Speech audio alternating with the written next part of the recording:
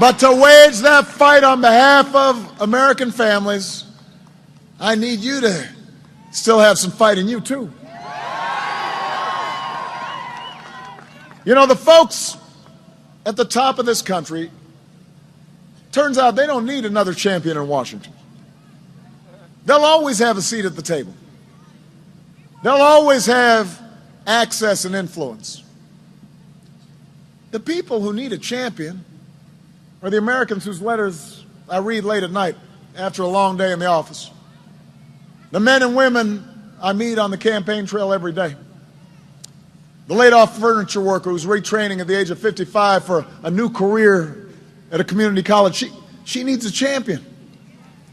The restaurant owner who needs a loan to expand.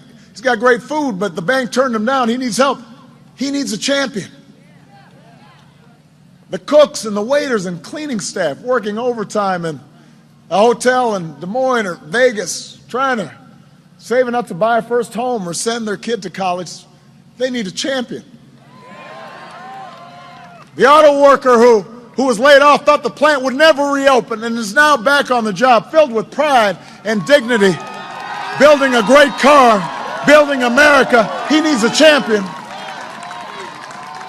The teacher in an overcrowded classroom with outdated school books, digging into her own pocket to buy school supplies, not always feeling like she's got the support she needs, but showing up every day because she knows that this might be the day that she's got a breakthrough and she makes a difference in one child's life. She needs a champion.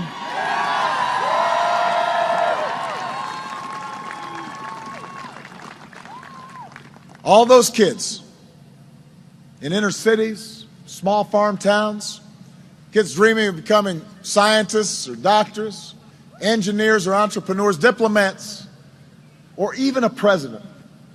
They need a champion in Washington because the future will never have as many lobbyists as the status quo. Children don't have lobbyists the way oil companies or banks do, but it's the dreams of those children that will be our saving grace. That's what we fight for. That's why I need you, Iowa, to make sure their voices are heard, to make sure your voices are heard. And that's why we've come too far to turn back now. We've come too far to let our hearts grow faint. Now's the time to keep pushing forward, to educate all our kids and train all our workers and to create new jobs and rebuild our roads and bring back our troops and care for our veterans and broaden opportunity and grow our middle class and restore our democracy and make sure that no matter who you are or where you come from or how you started out, what you look like, who you love, what your last name is, here in America you can make it if you try. That's what we're fighting for.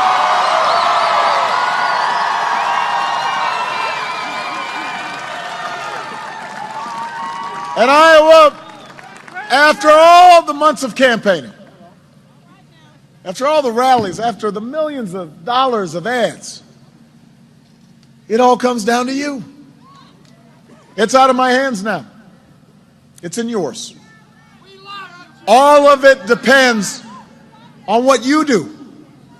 When you step into that voting booth tomorrow, it's just a remarkable thing, the way our democracy works.